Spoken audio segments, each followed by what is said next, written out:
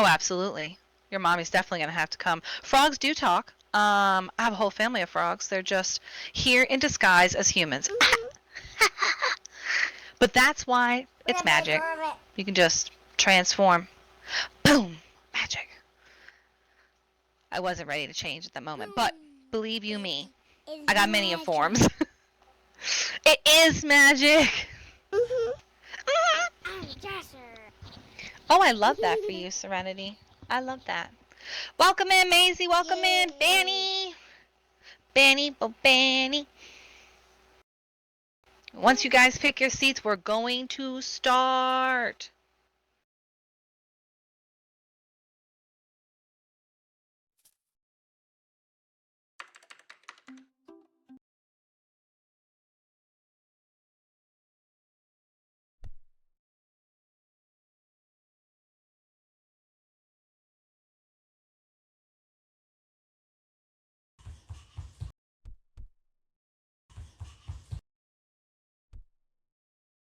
Welcome, welcome. Yep. Yeah, you got it. Come on in, Benny. Don't let that gate stop you and your greatness. I got balloons. Let's see. We have glow sticks, snicky snacks. If anybody needs a chimkin nugget, it's up front. With the sauce. Gotta have sauce. As Tara says, the chimkin nugget is the vessel for the sauce, or something like that. The sauce is what's important here.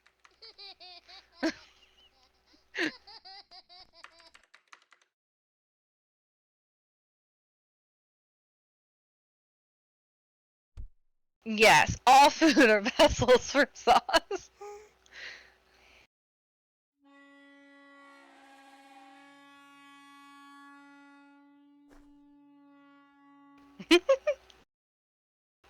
We are starting. Comma's rolling. The camera is ready. Everybody turn around, say hi to Kama. He's filming. He may or may not catch you on camera, just so you know. Mostly just me and all my books. But I want to thank you guys so much for coming out to the grand opening of the Magical Frog Reading Bug. Welcome to Kiwi and Lime Story Time. I don't know if you've ever seen our story times before, but we've read at Cheesecake Valley, we've read at Nuggets, and we're reading here, and pretty soon we'll be reading at Care. Woo woo, woo woo, woo woo. That's my woot dance, my little happy dance. Woo woo. We're gonna read pretty much everywhere one could possibly read. Yeah. Yeah. And I'm really excited that you all are here and get to share the magical swampy bog experience with me. And I'm so excited because some of these books on this majestic tree structure beside me, I put together myself with some help. Isn't that cool? Right? Okay. So if we could pick a book from the tree, which book would we want to read first? Let's see here. Alligator. Oh, we're doing it then. Because that's fun. Oh, where are my manners? For those of you who are new to here or me or any of our story times, I'm Miss Red. Yes, I am a frog. I'm quite green at the moment. Don't worry, I'm not a frog all the time. Or am I? You'll just have to catch me in the wild. No, I pretty much am at this point. I've accepted it. You know, the bog life is the life for me.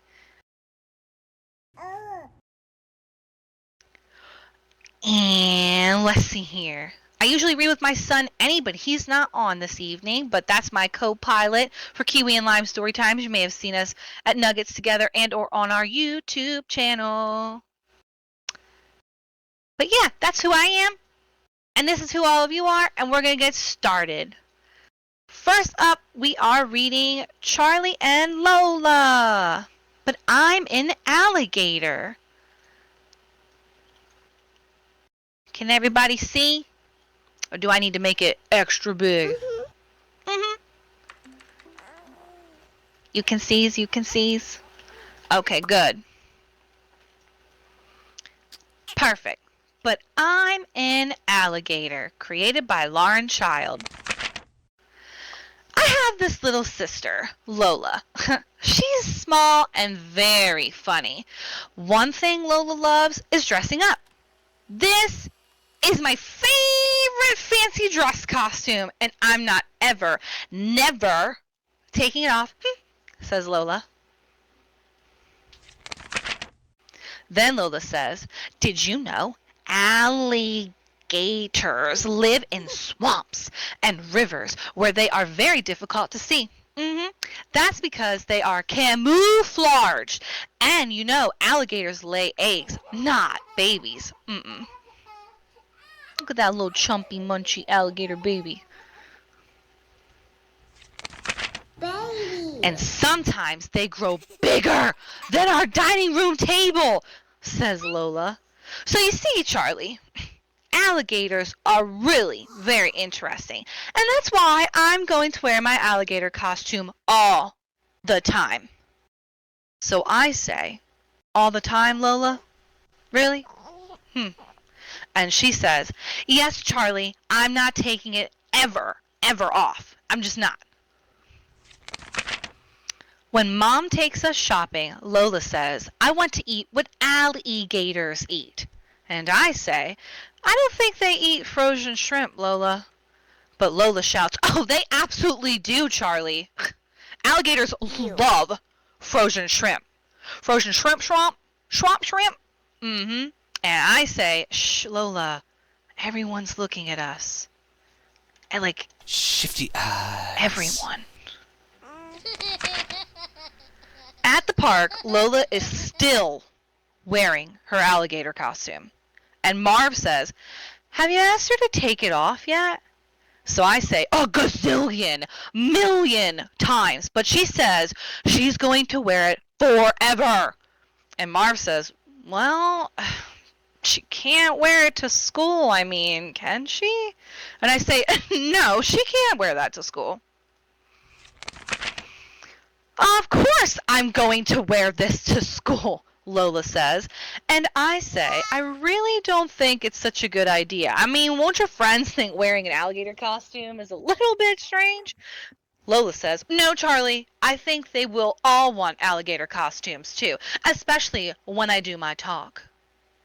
Oh, her talk. I'm intrigued. So I say, your talk? And Lola says, yes, Charlie, we have to do a talk in assembly tomorrow, and it's called All About Me. And then I say, but you are not an alligator, Lola. You don't think it would be better if you tell the whole school about you dressed, I don't know, as you? You could tell them about how you like drawing. She scribbled a little ladybug. And how you always hop to bed. Hop, hop, hop. And how pink milk is your favorite, like the best milk. Strawberry milk. Pink. And then Lola says, that would not be very interesting. Everybody already knows I like pink milk. So I say, I mean, I could help you with your talk if you'd like. But then Lola says, I don't need any help. Gosh. At assembly the next day, Lola says, my name is Lola, and I like dressing up. At the moment, I like dressing up as an alligator because it is my most favorite costume and it is my best. The look on everyone's faces. I like it. I used to like dressing up like a Spanish lady, or sometimes as a circus person, but I also could dress up as a doctor or a caterpillar who turns into a butterfly. And the whole school said, wow! Let's hear it. Wow! Yeah, let's hear it.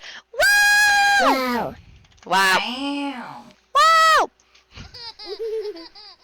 Lola says, I love dressing up because I can be whatever I want to be, and that is my best. Everybody cheered. Yes, Lola. And I say, well done, Lola. Well done. The next day, Lola is not an alligator. She has whiskers, pointy ears, and a tail. Lola says, meow, and I go, oh no. The end of But I Am an Alligator. Yay. Adorable. I like it. I like it too. They need a I Am a Cat now. Precious. Okay, who here dresses up as an alligator? That would be a first for me. I mean, I am a frog right now, a full-on forg, but an alligator, that's got a lot of scales. I don't know. I don't know. Dinosaur. A fork, yeah, a dinosaur. Ooh, scaly. Rawr.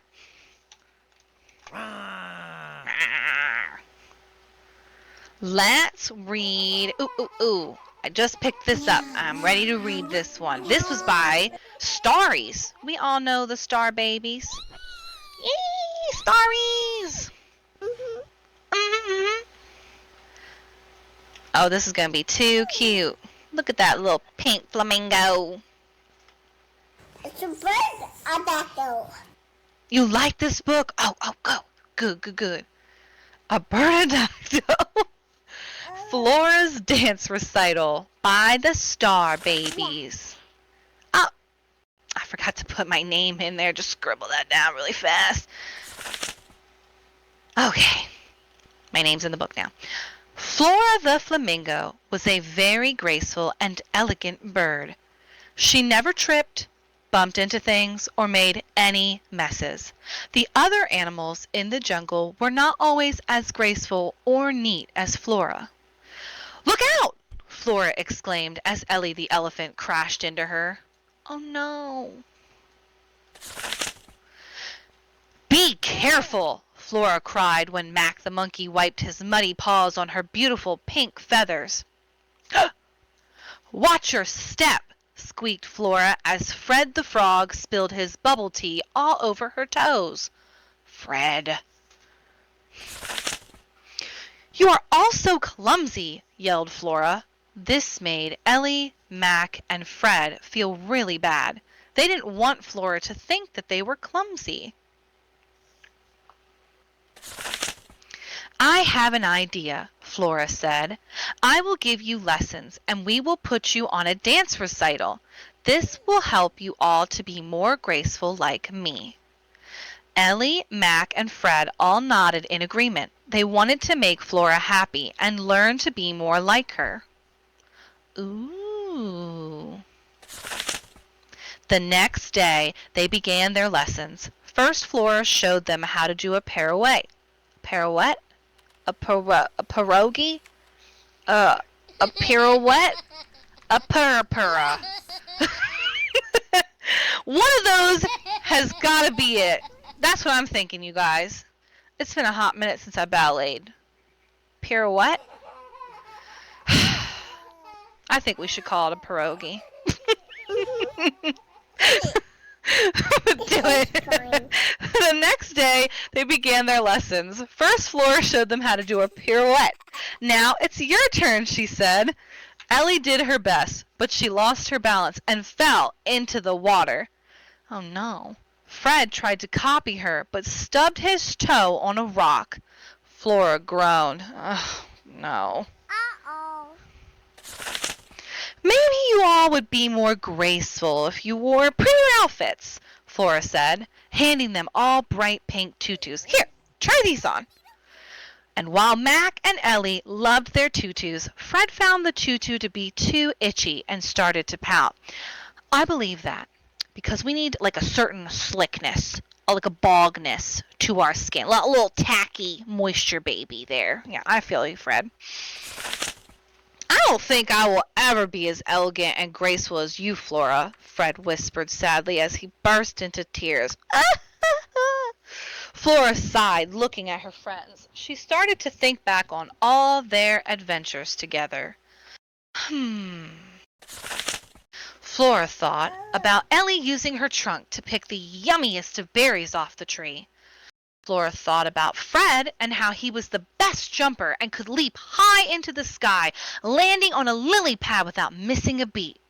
And then Flora thought about Mac climbing the tallest of trees and never being afraid of being so high up. Suddenly, Flora felt very foolish. Why was she trying to change her friends? Yeah, Flora. Each of her friends had talents and skills that were just as important as being graceful. I'm sorry I called you all clumsy, Flora said. You're perfect just the way you are. The following day, the recital went on as planned. All the animals gathered to watch. Ellie the elephant showed off her berry-picking skills, and not a single berry was bruised or crushed as she gently picked them all with her trunk. Chicken. Mac climbed the tallest tree and swung from branch to branch, dropping bananas for everyone. Fred leaped high into the sky and caught 13 bugs without missing a single one. Yum. At the recital's end, they all took to the stage and did a great bow together as the crowd roared with thunderous applause. Let's hear it! Let's hear those applauses! Wah! Oh yeah! Go team! The end. Woo! Say chicken. What's the chicken? Tara would find the one chicken in the whole book. Oh no! Your favorite. Ah! My book.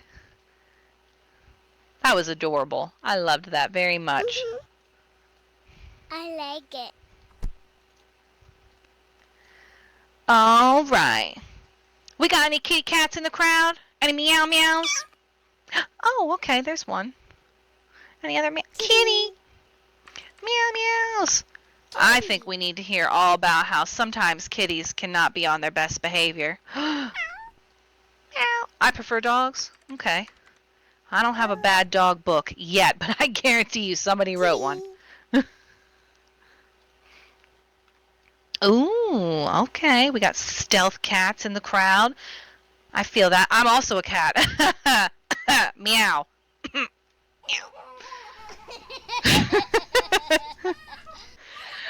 This is Bad Kitty by Nick Bruel. Oh, snap. What are we looking at here? We have a shredded painting, a torn up love seat, fruit, but no basket, paw prints full of mud, kitty cat scratches, the lampshade's broken. Oh no, that's a bad kitty. Well,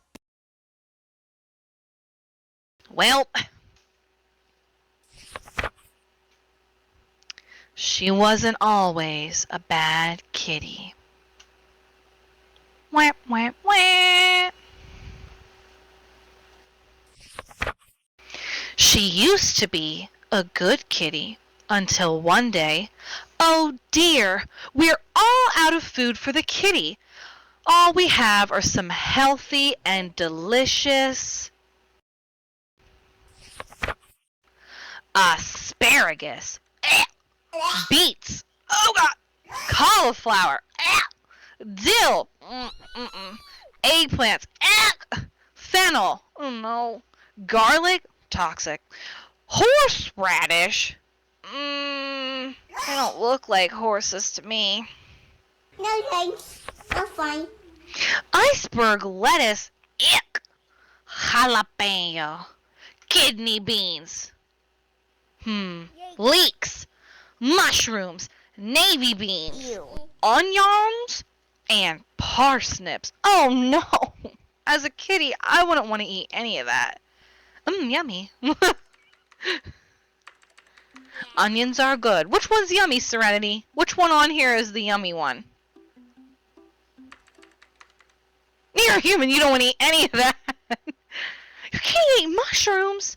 I don't know if that's good. Yeah. Yo, you like vegetables? Okay. Well, some vegetables are good. Maybe not for Kitty, but for all of you youngsters out there, eat your veggies. Yes. Squashes, ugh, radishes, ugh, spinach, tomato, rhubarb, vegetable stew, watercress, and watermelon?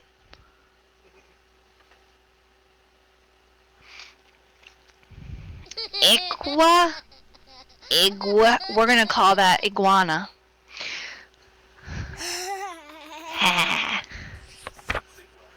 Yams and zucchini. Kitty was not happy. Not happy at all. And that's when she decided she would be a bad kitty.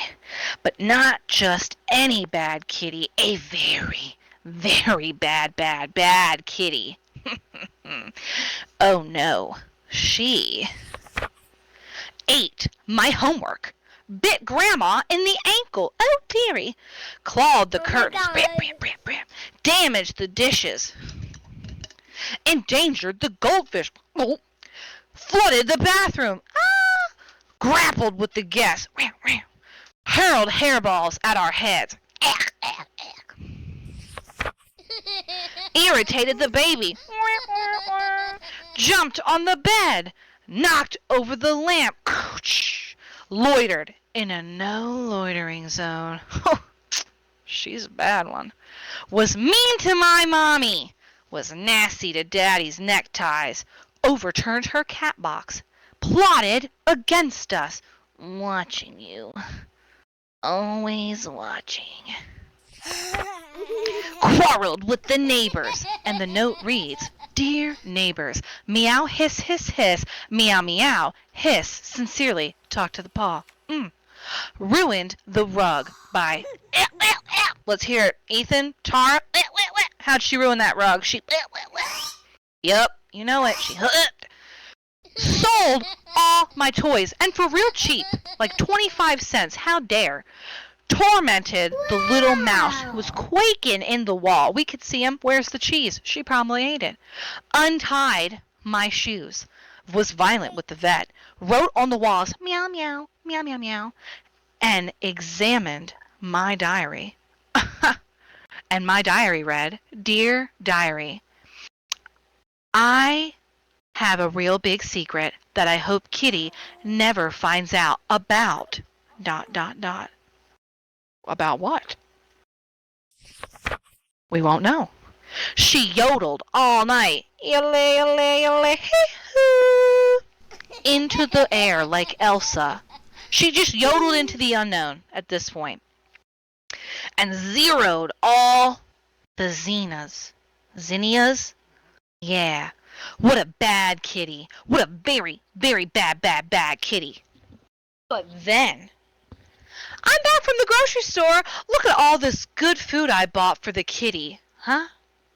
Good? Did you say good food? Oh, no. We have an assortment of anchovies. Buffalo burritos. Chicken cheesecake. Look. A donkey named Dave. And he's wearing a button that says, Hi, my name's Dave. Elephant eggs. Fried flies. Goose goulash. Goose. Hippo hamburgers. Apparently in this book, elephants lay eggs and are eggs. And not Dave. I feel the same way. What did Dave do? He did nothing. Insect ice cream. Yippee! Jellyfish jelly. Bzz, bzz. Kangaroo kidney pie. Lizard lasagna. Moose a la mode, nightingale nuggies, an order of possum, and oh yes, penguin pizza. 'Cause you wouldn't have a pizza without penguin. Quail quiche, rhino ravioli, shark sushi, turtle turnovers, Uncle Maury who's just chilling in his recliner, variety of vultures, whale waffles, and an excess of Tyrannosaurus Rex, who barely fits in that bucket. Call your lawyer. Saul Goodman? Hello? 911? Yak, yogurt, and baked zebra ziti. Now Kitty was happy. I'm telling you, that Kitty was very, very happy. She decided that from now on, she was just going to change like that. She was going to be a good kitty. But not just any good kitty, a very, very goodest of the good kitty. All right? How could she be that? Yeah, that's right. You're not you when you're hungry. She apologized to Gam Gam. Oh my! Bought new toys. Cleaned her own cat box. Drove me to school. Beep, beep, meow. Erased the wall best she could. Magic erasers have a limit. Finished my homework. 4 plus 4, 1 paw. 4 plus 8, 2. I mean, and it just goes on. All of them equal paw, just so you know. Gave to UNICEF Foundation, and it's looking like some moolah and some fish, not cooked. Hugged the little mouse, to whom which she terrified moments before. Invited affection with a belly rub and promised no scratch. Joined the jamboree. Kissed the goldfish. Mwah! Left the lamp alone. But is watching that lamp. Mopped the bathroom, was nice to my mommy, sang opera all night, bravo, encore, more, polite to the vet, this time. Quit quarreling with the neighbors. The new letter reads, Dear neighbor, purr, sincerely talk to the paw. Repaired all the curtains with what is now known as visible mending. Look at her, she's forward. Saved the day. Tied my shoes back up. Did not eat Uncle Maury. Whew, because that was on the table. Vacuumed the floor, washed the car, and even filed the family taxes. Wow. Where can we get a cat like that? Gave me a yellow yo-yo and lulled the baby to sleep. Nighty-night and good night. Go to sleep, little baby. What a good kitty. I mean, what a very, very good, the goodest of good kitties. How can we reward such a good kitty? Oh, I know. Look, kitty, we've brought you a new friend. You can play together. You can go to the park together. You can even share your food with him. What's up with the dog's eyeball? He looks like he's made from Play-Doh. Play-Doh dog. Uh-oh. I don't think Kitty's going to be good. I think we're going to repeat the cycle all over again. What do you guys think?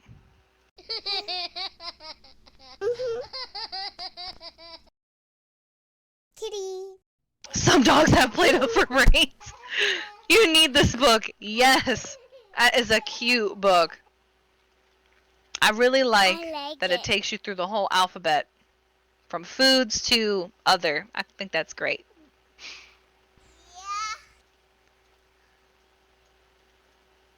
How did that book look? Did it look good? Because that's one of my books that I put together. High five.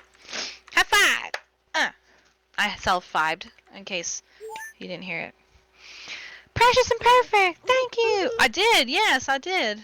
It took me forevers. It took me forevers. I'm so proud of you. Thank you, Ethan. That's very sweet.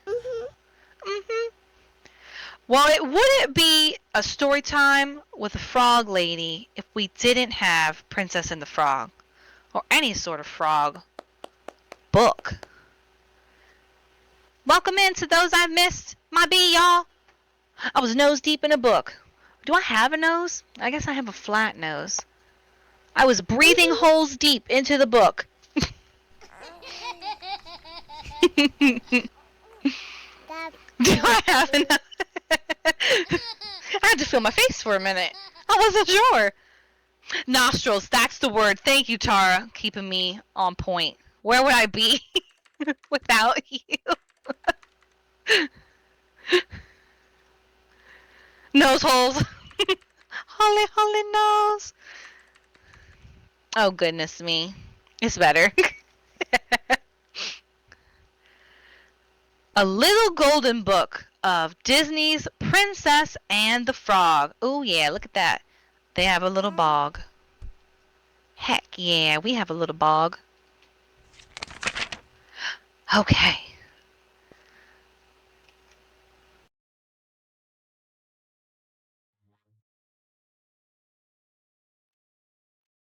I know. We need that. We need bog, bog, bog, bog. Whoever makes gestures, hook us up with a bog gesture. When Tiana was a little girl, she loved to cook. Food brings people together, Tiana's daddy always said. Tiana had big dreams. She wanted to own her own restaurant one day, and it would have music, good food, and it would bring people together, just like her daddy said. Tiana grew up and worked hard. When she had saved enough money, she tried to buy a place for her own restaurant. The two brokers promised to sell her the old sugar mill. Tiana went to her friend Charlotte's costume party.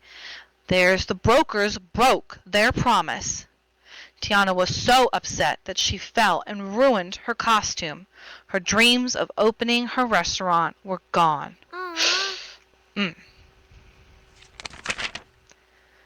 Charlotte gave Tiana a pretty princess costume, but Tiana was still so sad. She saw the evening star in the sky and made a wish for her restaurant. But instead of a restaurant, a frog appeared, and then it spoke to her. The frog said he was really a prince named Naveen. A bad magic man had changed him into a frog. Would Tiana kiss him if he were to give her a restaurant? No! Oh.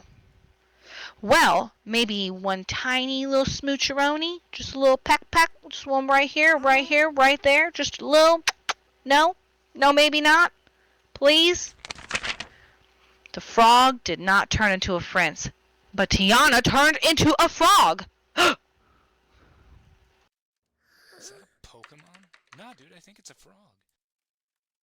Nah, dude, it's a frog. The frogs fell off the balcony and they bounced on some drums and they flew away on some balloons. The two frogs ended up in the bayou and it was scary there. A big bird tried to eat them. Alligators wanted to eat them. Pretty much everything that lived in there wanted to eat them. Oh no. Thank goodness we don't have anything like that. We just got Turtle Ted down there and his Turtle Ted baby. And a goldfish or two. Yeah, I know. Phew, right? Tiana and Naveen escaped. Tiana worked while Naveen played. Soon they met an alligator named Louis. Louis loved jazz, just like Naveen. Louis and Naveen jammed out while Tiana planned how to organize how we're going to get back, be a human, get my stuff together. Soon the frogs were hungry. They tangled their tongues trying to catch a fly. A firefly had to come through and untangle them. His name was Ray. Ray and his family lit a firefly path through the bayou, and that path led them to magic. Mama Odie, she told the frogs to find out what they needed, not just what they wanted.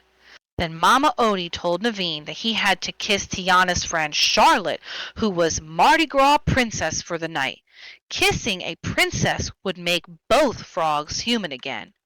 But the bad magic man tried to stop Naveen. Oh no! The chase was on. Would the frog kiss? Would the English be English?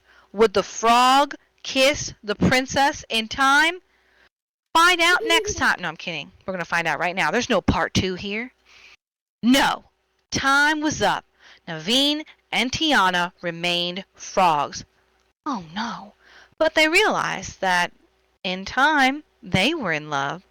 That all they really needed was them. The two frogs got married, a little froggy wedding, and now Tiana was a princess, and that meant that Naveen finally kissed a princess. The magic worked! Both frogs became human again. Wow!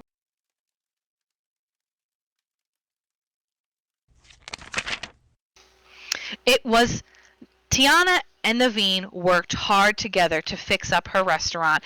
It was the best restaurant ever. At last, Tiana had exactly what she wanted and exactly what she needed. Good food and good times with family and friends. The end. I really like they gave Ray a job. I like it. They didn't have to do that for him. Because he is an alligator, you know. But that's adorable.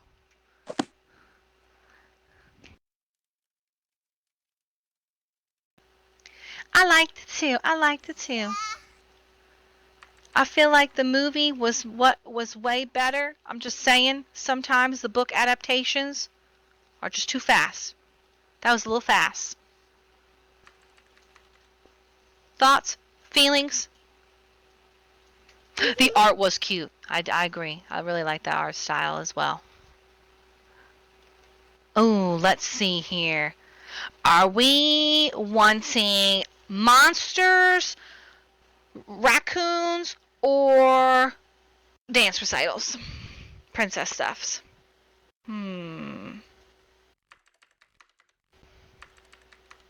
Monsters?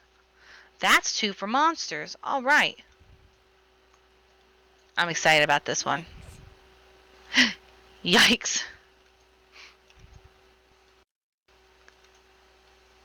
Yeah, something scary.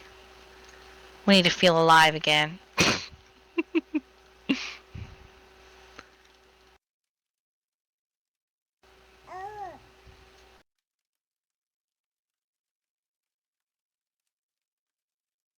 If you guys take any pictures while we're story timing, feel free to either send them my way if you have them uploaded, or if you want to tag me on Facebook, that would be great, because I didn't even consider taking pictures.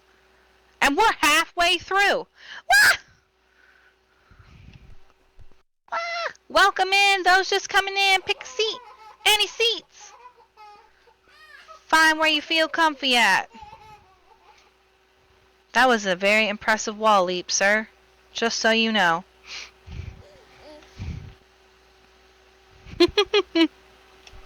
In the future, just a quick break. In the future, my goal is to hold little tiny baby classes here. Like, I used to do creative writing classes in SL, so if anybody would be interested, maybe we could do a little creative writing class, write some poems, and then hold a little story time in the second half where we read all the writings that we all come up with during the class.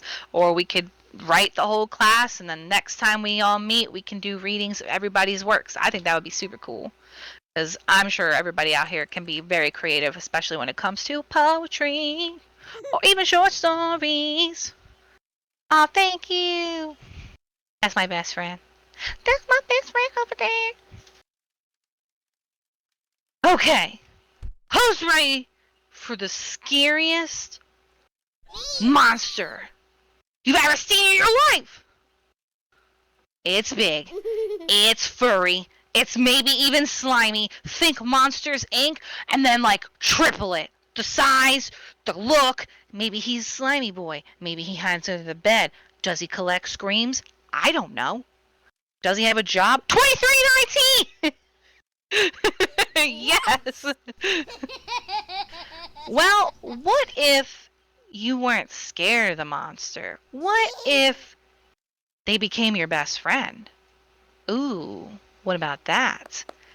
I Need My Monster, written by Amanda Noll.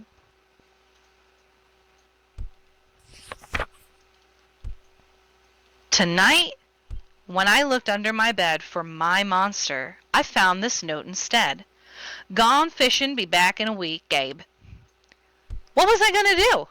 I needed a monster under my bed.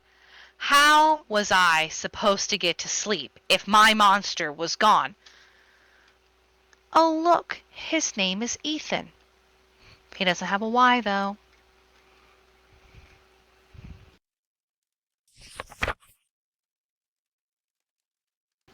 I tried to sleep, but it wasn't the same without Gabe. I missed his raging breathing, his nose whistling, and the scrabbling of his uncut claws. How would I ever get to sleep without Gabe's familiar, scary noises and his spooky green ooze? Green ooze? Snot? Ooh. It was no use. Gabe would be gone for a week, and I just had to have a monster in order to sleep. Ugh. I climbed quietly out of bed so my parents wouldn't hear me. Grown-ups have some real strange ideas about monsters under beds. And I knocked on the floorboard, then scrambled back under my covers and waited. I waited so nervously. Would a new monster appear? Would he be like, "What up?" Would he be snorting? Would he be cheerful? As Gabe? Would it be Gabe? Could he come back from fishing? I don't know. When I heard some creaking under my bed, I knew that the substitute monster had arrived. "Good evening," said a low, breathy voice. "My name is Herbert, and I will be your monster for the evening." Herbert? I'm sorry. I'm sorry. What kind of name is that for a monster? You don't sound scary at all. Have you even ever scared a kid before? Well, no, but I read all the best books on the topic of scaring children, so it's official. Like a cereal box license kind of deal. "Do you have long teeth and scratchy claws?" I asked. No, but I have an overbite. See, it's something that where Adonis and I are working on. I'm a mouth breather as well. Listen. Herbert's panting was kind of scary, but it just was not enough for me. "Listen, Herbert, buddy, old pal, old friend of mine, I'm sorry, I just don't think this is going to work out. I mean, it's nothing personal. I just really need, like, a monster with, like, the claws. Yeah. Picky, Herbert complained. "As you wish. I'll go." There was some more creaking, and then Herbert was gone. Poof. Some scratching warned me that a second monster had appeared. "Good evening," he said in a high, silky voice. "My name is Ralph. I understand you need a monster with claws. If you would please lean over, I will hold out an arm for inspection." I crouched to the edge of the bed, hoping to see a horrible shaggy arm with sharp, ragged nails. Instead, I was surprised to see this sleekly brushed fur with smooth, shiny claws. "Excuse me, I don't mean to be rude," I asked, "but is that nail polish on your claws?" "Yes, it is," Ralph replied. "I believe professional monsters should always be well groomed." I could tell this was not going to work out either. Yeah. I'm sorry to disappoint you, Ralph, but, like, I need a monster, with, like, scary claws. Like, scary. Like, Gabe, like my current monster, like his. I heard some more scratching, and that's when I knew that Ralph was gone. Darn, yes. What's the smiley face mean with the line? Yes, he does, Maisie. He is definitely giving the little Mimi nail Diva! Eyelash. Diva! Yes. This is fine. This is fine. I didn't think anything was wrong with his polished nails. I thought he could have slayed. Yeah.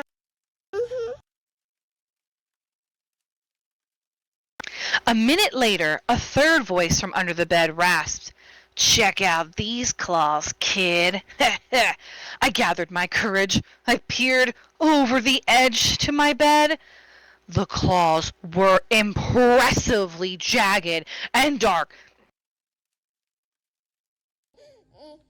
and razor sharp. So far, so good. I mean, like, even I was a little nervous.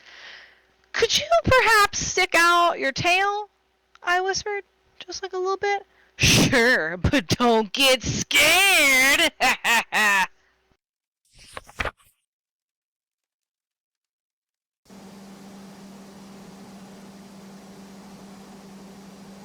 I peeked. If everybody just puts their hands in front of their faces but like kind of looks through them, that's what he's doing. I peeked through my fingers at the slimy tail slithering over the foot of my bed, and that's when I noticed a bow? Are you a girl monster? Of course I am, she snapped. I'm Cynthia. Do you have a problem with that or what? Like what? Yeah. Yeah, I do. I'm admitting that. I'm sorry. I definitely need a boy monster. Boy monsters are for boys and girl monsters are for girls. I mean, everybody knows that. Well, aren't you the picky one? She sniffed. And then she was gone. Poof. Insert to story here. You can have whatever monster you want. Girl, boy, doesn't matter. Any monster. Just putting that in there. This author should know that. Just saying. Was I being too picky? No, I laid there and thought. No, I don't think I am being too picky. I mean, I knew that my monster needed to be well clawed, absolutely menacing. The entire point of having a monster, after all, was to keep me in my bed, sleeping, imagining all that scary stuff that could happen, to me if I were to get out of the bed. Maybe he needs to learn about the Flora's lava.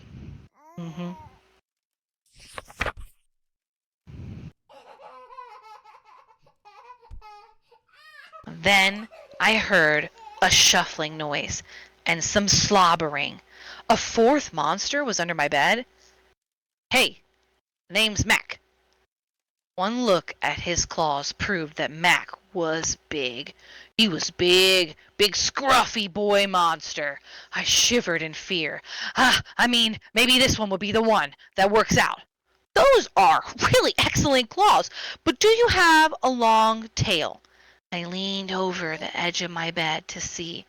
No, my tail's stumpy, Max slurped.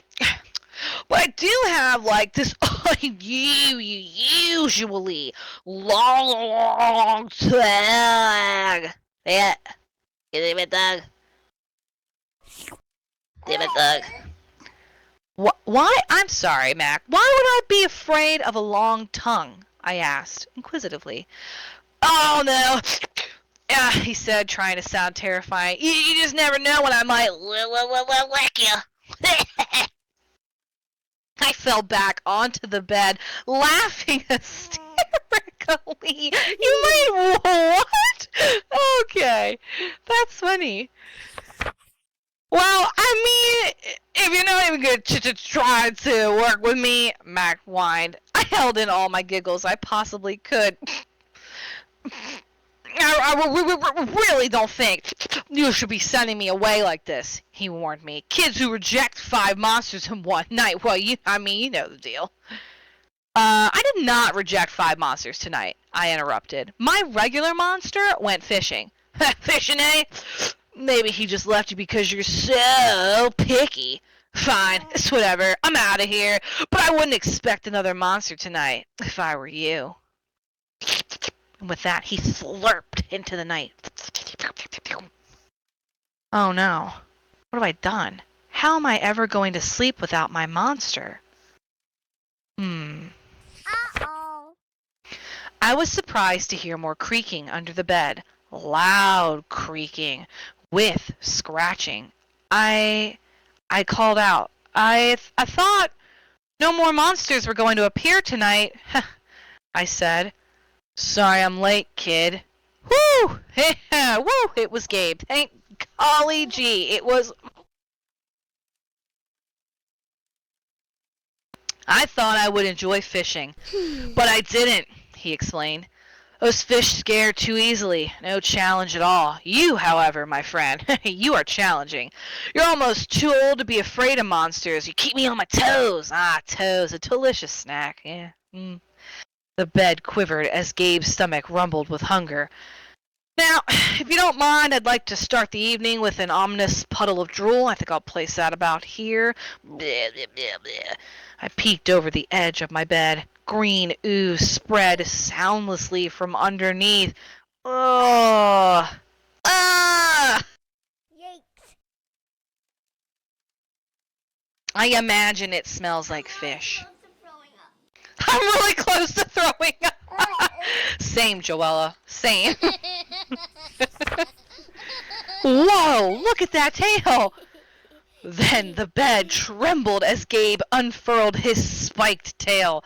He was daring me to guess where he might pop up. I shivered in the thought. I don't know. Over there, the foot of the bed, the headboard. Can he even move the bed? Probably. Could probably just eat the whole bed whole. Breathe. Just breathe. So, you had some substitute monsters tonight, Gabe said, sharpening his claws on my bedpost. Were you scared? Then Gabe started tapping. I could tell he wanted to know if I still needed him or not. No other monsters can scare me like you can, I giggled, diving under my covers and pulling them up tight.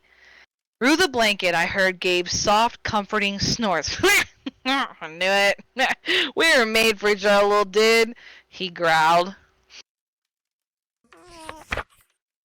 When my blanket started to slip off the bed, I knew that Gabe was ready to eat. Now, if you could please stick out your foot, he said.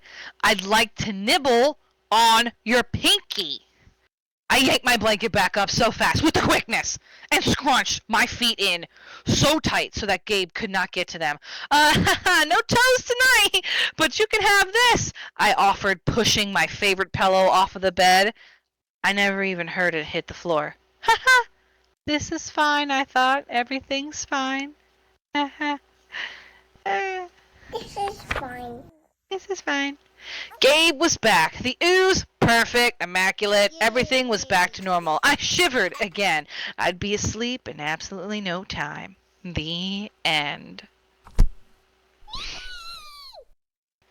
Absolutely terrifying. Does anybody here have a monster under their bed? Do we need a therapy session about that? Because if I had Gabe, I wouldn't be alright. Fine. I would not be okay. Thank you, Serenity. This is fine. Everything is fine. My brain doesn't know. Oh, thank gosh. That's good. You'll have to tell your mom about this story. She'll probably be even more grateful that that's where you're at. I'd never sleep. Agreed, Leo. What is sleep? Sleep is for the weak. I kind of wanted an alternate ending with the slimy one, Cynthia with the bow. I'd really like to know what kind of monster she was. Like, does she have a yellow ooze? What is the ooze? I mean, is it from the fur? Is it his nose? Maybe we just need to use comforters as tissues going forward. I'm not sure. But I've got questions. It's boogers. Justice for yeah, we agree. We need a sequel. Justice for Cynthia. Justice for Cynthia. From him nose holes. Exactly. 100%. Maybe he didn't have a nose. Maybe he just had nose holes. Creative writing prompt. Write that down. Write that down. It'll be our first one. Okay, tell us about your monsters under the bed. Write a short story.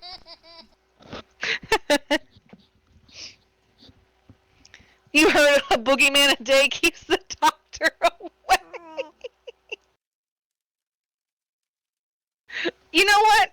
That seems true. Okay, I'm going to tell you guys a funny fun fact of a story.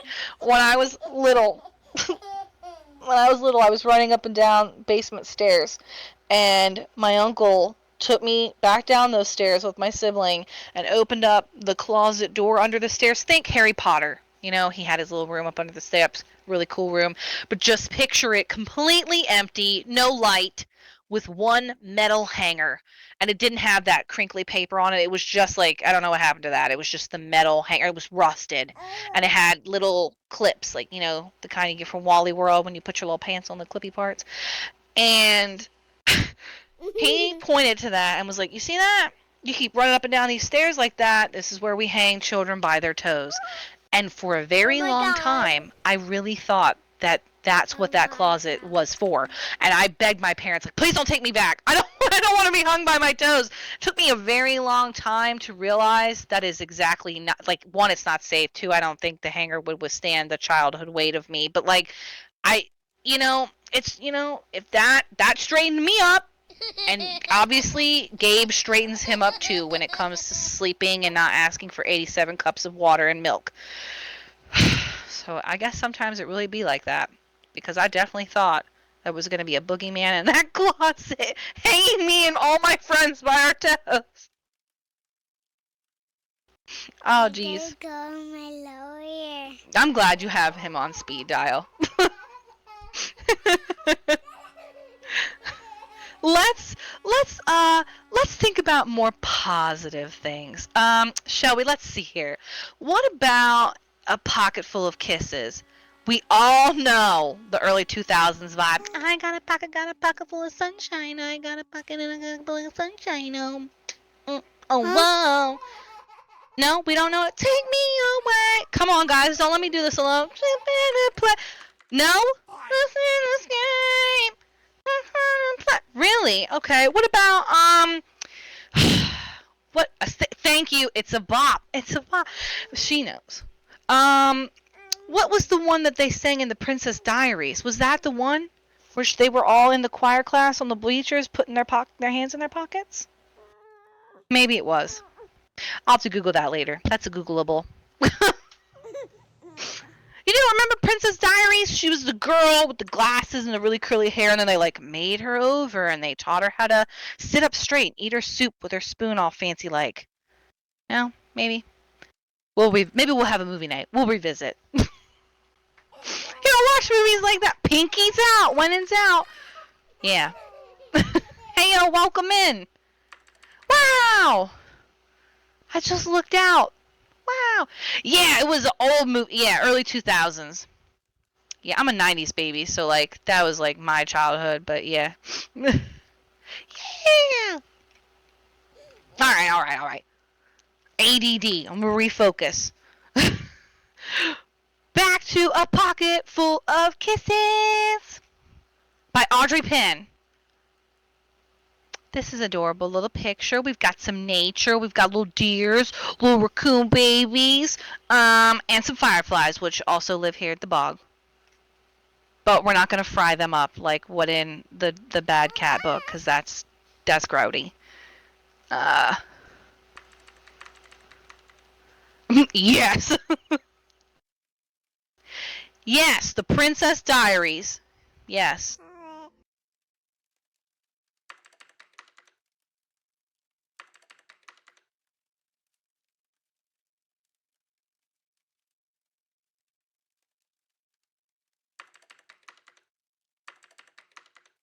Yes! See? I knew you guys would know. You're picking up what I'm putting down. Anne Hathaway, that's her name, was the princess. I loved those movies too. They were great. I don't remember who the lady was that was supposed to be the really rich woman, but she had fun hair.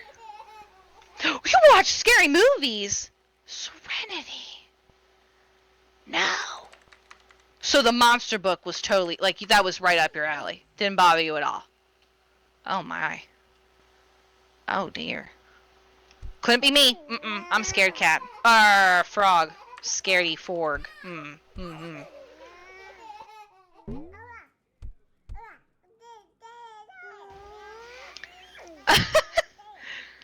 A pocket full of kisses. Wouldn't you want that? You could just reach in and get a little bit of love whenever you needed it. I'd want them right in a little overall pouch. That seems reasonable. A Pocket Full of Kisses by Audrey Penn. Very cute. Chester Raccoon sat in the hollow of a tree stump and pouted. "Please, can we give him back?" he asked his mother. "I'll be really, really good if we can give him back. Promise, Scout's honor." Miss Raccoon smiled tenderly. "You're already really, really good, Chester, but I'm afraid no matter how good you are, we can't just give him back. Besides, I thought you liked having a little brother." "I mean, I did like it, at first," admitted Chester. "But now he plays with my toys and my swings on my swing, and he reads my books, and then he pulls my tail, and he talks to all my friends, and he follows me everywhere I go. Like, I can't even just be me anymore. That's me and him." You tried that with your brother, too? Same. Miss Raccoon lifted Chester onto her lap and smoothed out his worried, furry forehead. "That's what little brothers do, honey," she explained in a very motherly tone. "It's no different than sharing the woods, or sharing the stream, or sharing the food we find. Ronnie wants to be just like you, and you should encourage that. You should encourage that little buttercup, little butterball biscuit." Miss Raccoon placed Chester on the ground and smiled at him with the soft, loving eyes he knew so well. "I think somebody needs a kissing hand," she said in a voice that was warm and inviting. She took Chester's tiny little raccoon hand in her own and spread open his tiny little fingers into a fan. Leaning over, she kissed him right in the middle of his toe-beaned palm. Chester felt the warmth of that kiss rush from his hand up his arm and right into his heart. And when he pressed his hand to his cheek, he could hear his mother's words in his head. "Mommy loves you," they said. "Mommy loves you." Heart, heart, heart. Chester grinned so wide the tips of his silky black mask crinkled upward. Even his cheeks flushed into a primrose pink. He was the happiest raccoon in the forest. Look at him, little smile. Oh. Ow! Cute. Then, in the blink of a moment, all the joy rushed right out of that little raccoon. His pink cheeks paled, and a stream of tiny, hot tears fell like the spring rain down his little sad face. Even his silky black mask drooped as he watched his mother reach down and take Ronnie's hand in her own, opening his little fingers one at a time into the shape of a fan, and then she kissed his brother right in the middle of his toe-beaned palm, just like she'd done for him.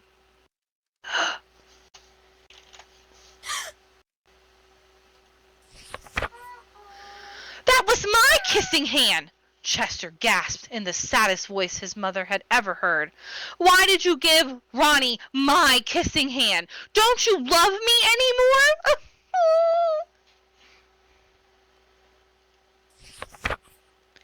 "Oh, Chester!" cried Miss Raccoon. "Of course I love you. Then how come you gave my baby my kissing hand?" asked Chester. Miss Raccoon gathered Chester up into her arms and gave him a great, big, comforting hug. "I would never give Ronnie your kissing hand," she assured him gently. "That was his kissing hand. Now you each have one of your own."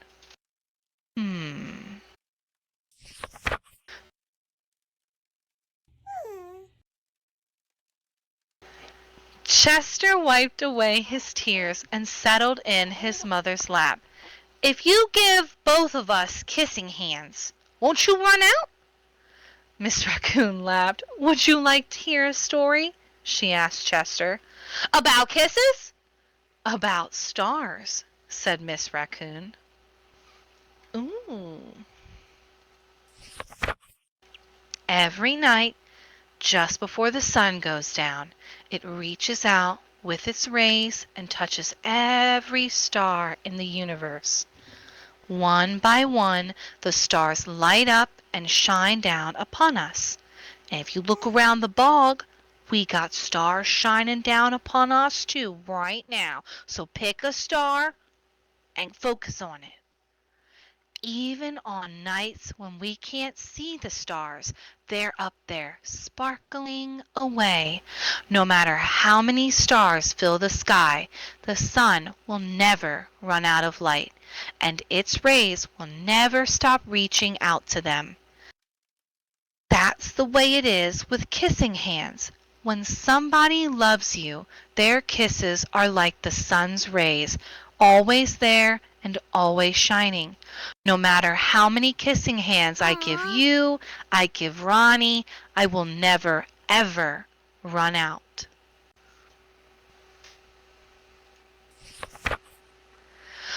But you're right about one thing, Miss Raccoon told Chester. Ronnie's big brother widened his eyes and looked surprised. "What's that?" he asked his mother. "You are the big brother, and that deserves something extra special." Ooh. Miss Raccoon put Ronnie on a swing and then took Chester's right hand in hers. She spread open his tiny little fingers into the shape of a fan. Leaning over, she kissed him right in the middle of his squishy toe bean palm. "That kiss is for your pocket," she told him. "Take good care of it and keep it as a spare. You never know when a big brother might need a little extra care." Chester hugged his mother and romped away. "I love you too," he seemed to say.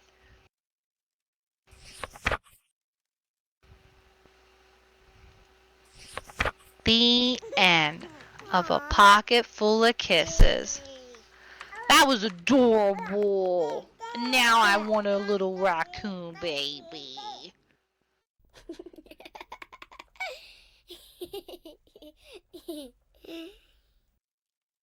Oh yes, that's a great book. That's a good bedtime story. Well, guess we're all going to sleep now. No, I'm kidding. I'm kidding. We got one more book left. Oh my goodness me. Oh no. It's okay. It's all right. No, don't cry. We there's encores. Yeah. And I had a special book fairy drop some books off right before story time. So maybe we can read one of those. What do you think, Serenity? Oh, but we also have jokes. Oh, we have jokes. Let's see. We've got frog jokes, and I would like you guys Q&A with me for a moment. Let's kick it. Let's kick it. So I had my first bit of snail mail. And if you haven't explored around yet, which we can do in a little bit together, I've got a building, and in the building there's the calendar for the events and group invite and all that kind of stuff. And sometimes we'll host story times in there. Sometimes we'll be here in the swampy bog, and sometimes we'll even host them by the campfire. Ooh, s'mores on deck. And over by the building, there's a little mailbox where you can put little letters in there for me. And I actually got my first snail mail letter. Am I allowed to say who it's from? Yes, no, maybe so? Okay. It's from Serenity. If you couldn't tell. All right. So this letter was real fun because it's full of frog knock knock jokes. So I'm ready. Are you ready? I'm looking for serious answers. Okay? Question number 1. Why are froggies so happy? It's a good question. We're starting off strong. Why are froggies so happy? Any takers?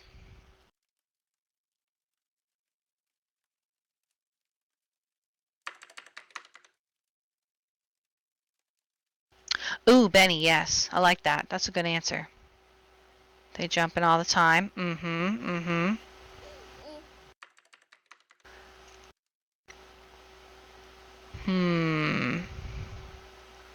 Frogs are happy.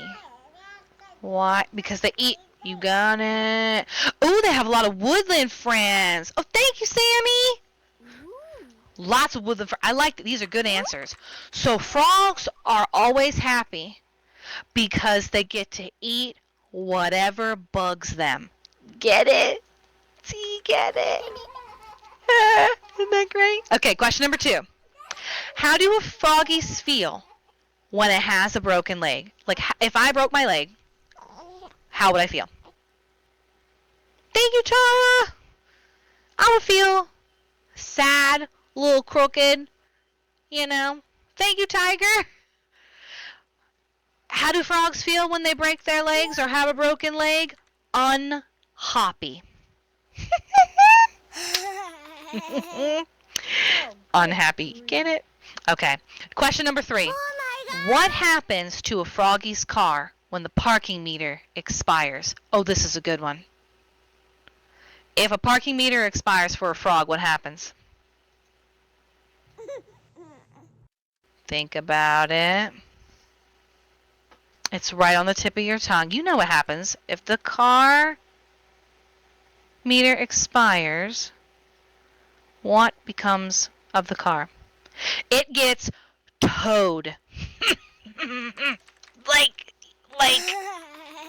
like towed. Get it? Okay. This one's my favorite one. This one coming up. This one's my favorite. Hold up. If you thought the toad one was good, you ain't seen nothing. Okay. Question number 4. What do froggies order from McDonald's? French fries and a Diet Coke.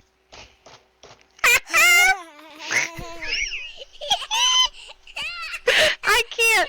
I read that last night. I laughed for 20 minutes. I told literally everyone that joke. My husband, my BFFs, everyone heard the joke. And I told it over and over just like that. Literally all the way through. Not skipping anything. A McRibbit burger? I like that one too. I'm going to have to write that down. Write that down. Write that down. French fries and a Diet Coke. And why did the froggy meow? Which is question number 5, the last question. Because her was learning a foreign language. Thank you so much for these adorable froggy jokes, Serenity. They definitely brought a lot of laughter to me last night, and I hope they brought you a lot of laughter today. It could have been a hoppy meal if I was a little baby froggy. And he's a little baby froggy. Maybe he needs a hoppy meal.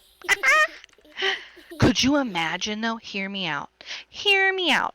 Somebody makes a little McDonald's toy thingy in SL, but it's just frog stuff. Okay.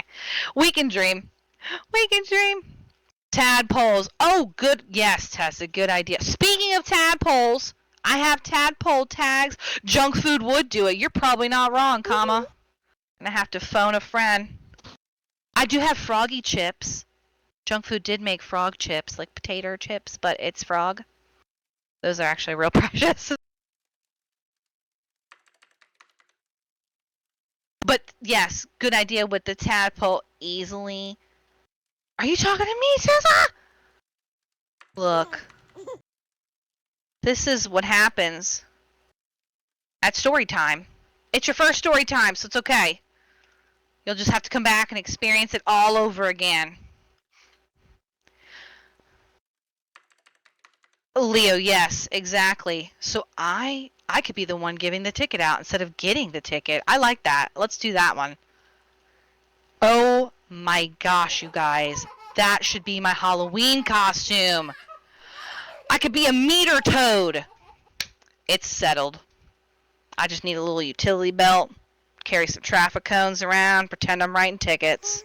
Just walk into any RP community, pair up with the police, like, yeah, I got it from here. I'll help you toad that vehicle away. Oh, me. It's cringe content, and it's good. Yes, I need a tow truck. Oh my gosh, we could pun all night. We could. We really could here. Well, let's get to the last story. Just because it's the last story does not mean you have to go anywhere afterwards. We can hang out. We can look around. I gotta give you guys your collectible book and your crown. Can't forget that. You don't want to get bogged down.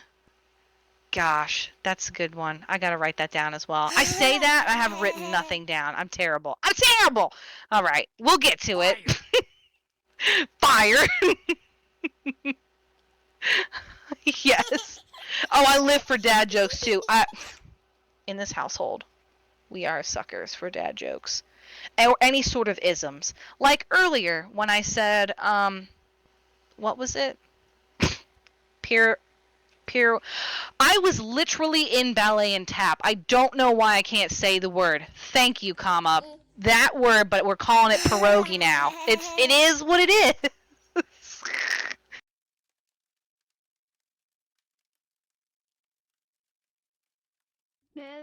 Oh my goodness me. Well, let's find out how this adorable little fairy is a troublemaker. Yeah, Miss Red. Let's see here. At fairy school, there is the best behaved fairy who never does anything mean and always does what is asked of her. One day, Sabrina, another fairy in the class, starts to act very annoying. And that's when the best behaved fairy's little troublemaker shows up and starts to cause mischief.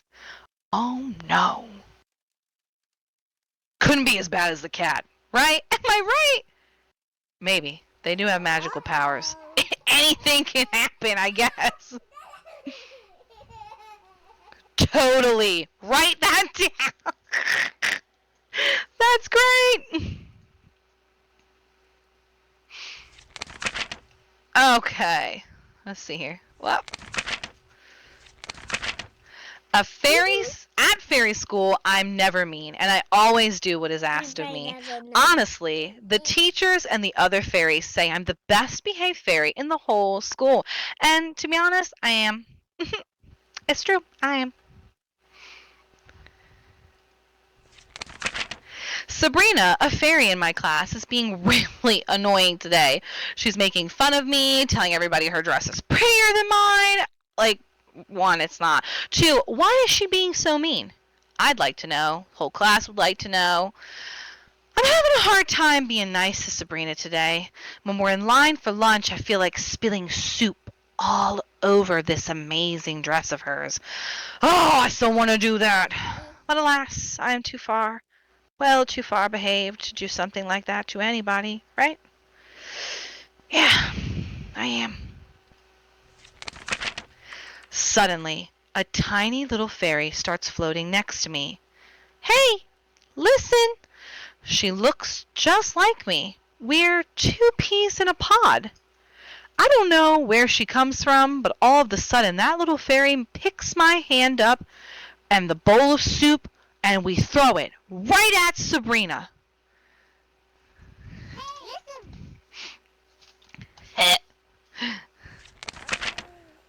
Splash!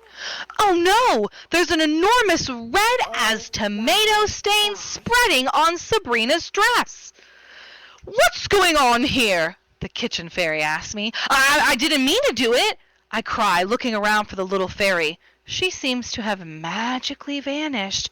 No matter how many times I say that it wasn't me who did it, no one believes me.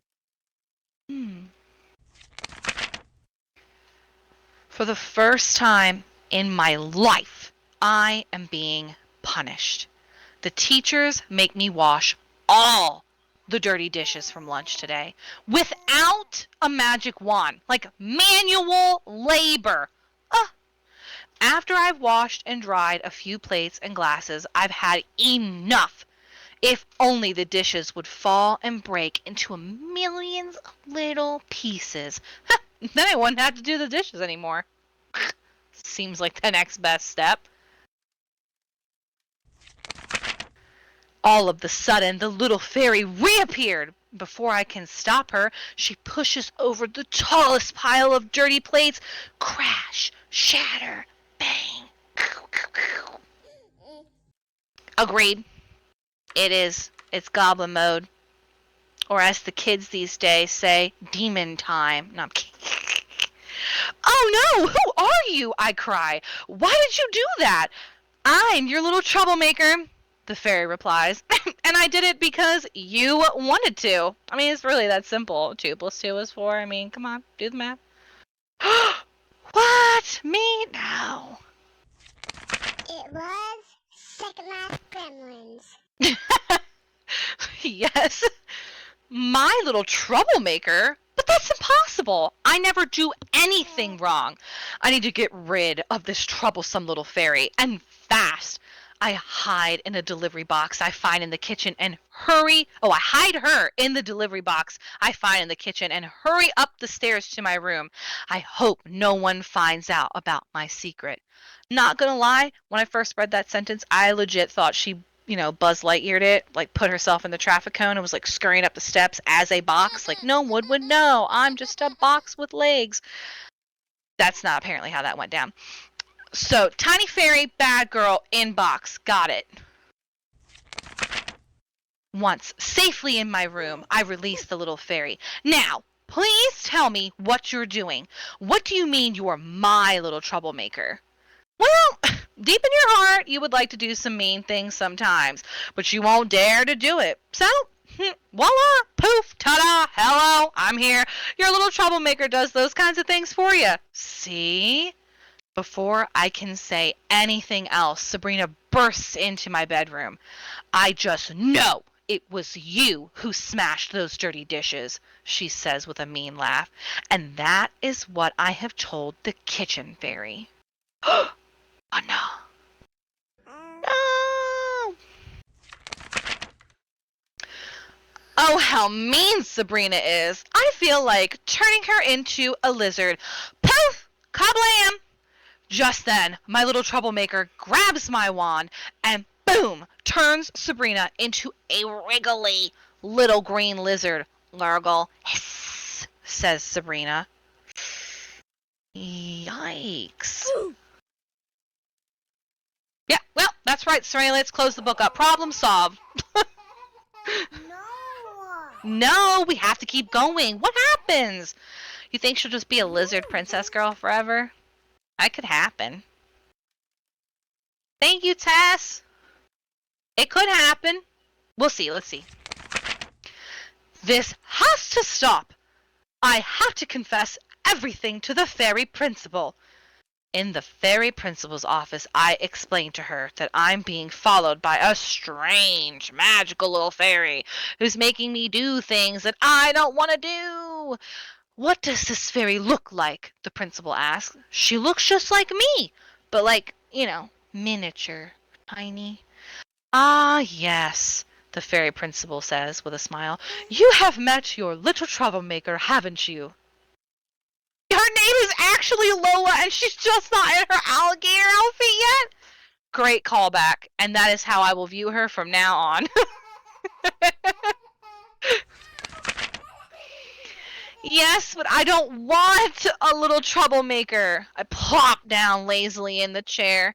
I need her to go away. I just need all this. Just go away. It's just too much on me. I'm just a little kid. Oh, child, the principal says kindly. Everyone has their own little troublemaker. There's nothing wrong with that because, well, they can sometimes help us express our feelings. We just have to be careful about how and when we ask them to help us. But do you have your own little troublemaker too, fairy principal? Just like the bad kitty. Yes, I do. Everyone, children, adults, we all have them. And suddenly, I see a little fairy floating next to the fairy principal. They look exactly alike. 2 peas in a pod! Whoa-dee.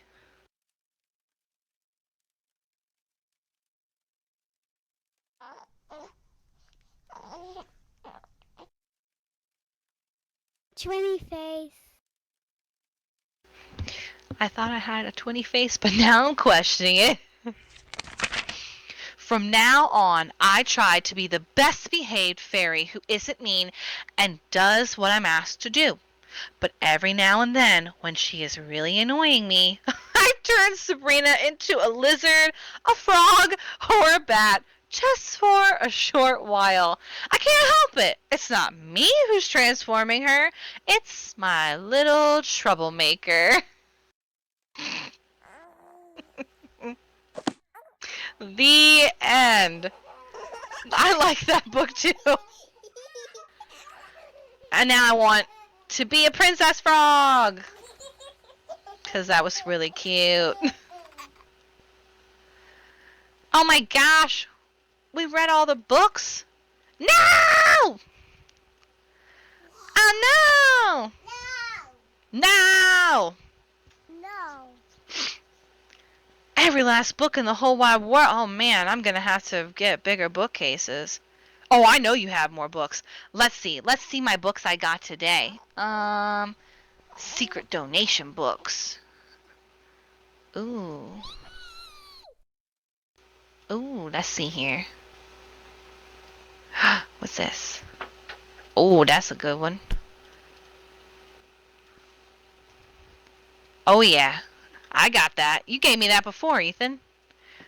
You have an impressive collection. You must have like a Beauty and the Beast style library at home. That's what I envision. It's just floor to ceiling shelf. No, oh okay. Woo! Alright, so a magical fairy named Serenity dropped off a small parcel of books through the snail mail. I'm also very impressed that you managed to shove the books in the mailbox. You just like folded them up. Push, push, push. Thank you for that. We have the smartest giant in town. Hey, you got strength. You got strength. Whoa. He's so tall, he takes up the whole page. Wow. Oh my goodness, his name is George. We know another George. Curious George. This George. He's a giant!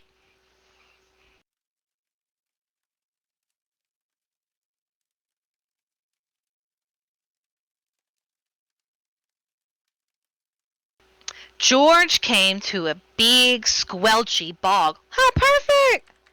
We're at a squelchy bog! Ooh, ooh, we in the bog. Besides the bog stood a dog who was howling. Ow! Ow! Ow! What's the matter? Oh yeah! Ow! Ow! Ow! I don't know if I have a howl. Oh. I have a creepy one. It's this bog, said the dog. I need to get across, but I keep getting stuck in the mud. I wish there was just a safe, dry little path where I could just tiptoe on right through it. Cheer up, said George, and he took off his smart new belt.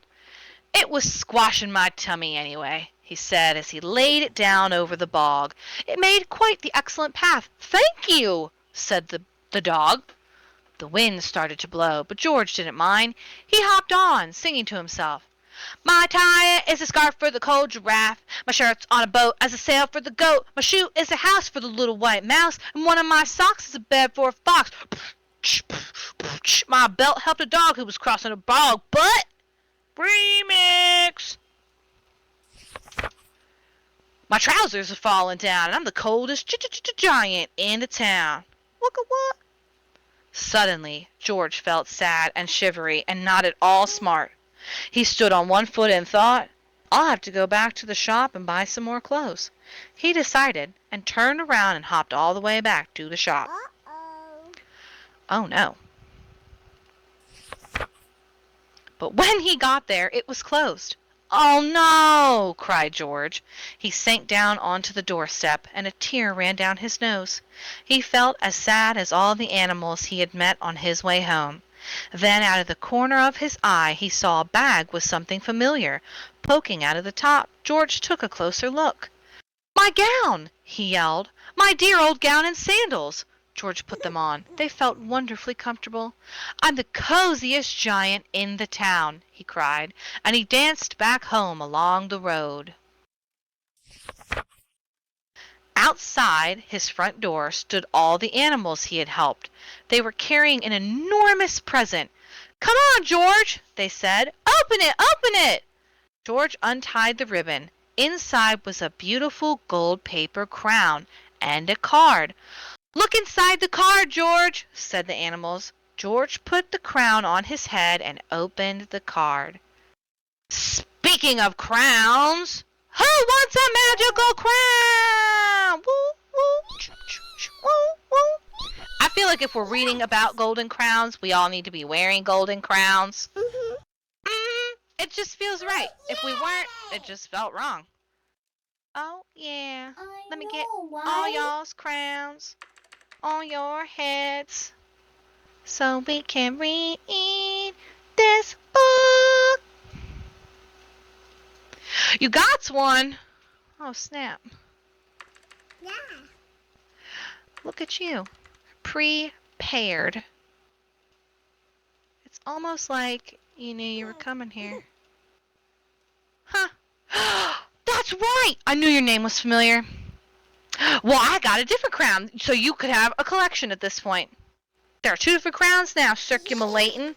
There's a crown inside the frog, and there's a crown inside the bog. No, I'm kidding. It's a crown. I have to give it to you.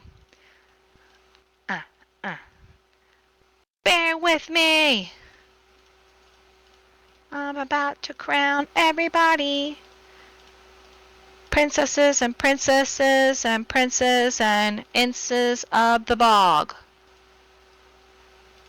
Yeah. Ha! Alright. Let me know when you got your crown on, and then we'll read this letter that the farm animals and the town animals put in this box for dear old giant George. Get on your crayons. Ribbit, ribbit. Ribbit. Ribbity ribbit.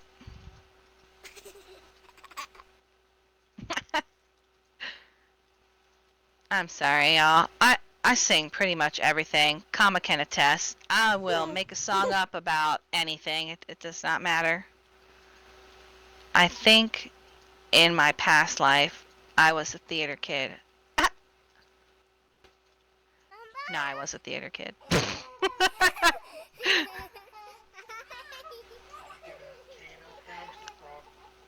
I'm giving out the crowns. I'm almost done.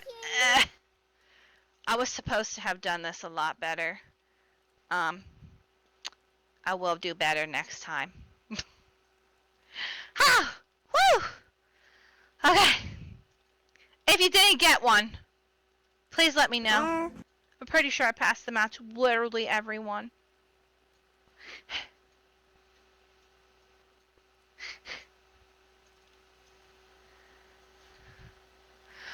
Dang. I did not think about that, Serenity. I'm going to test that theory. Face, face, face. Face, face, face. Alright, so out of the 3 books, Pocket Full of Kisses, Bad Kitty, and I Need My Monster, I'm feeling A Pocket Full of Kisses was super cute. So you said, oh my goodness. Thank you. Serenity, you just made this so much more easier. Boom! Ta-da! Thank you. Good job. Thank you. Good job.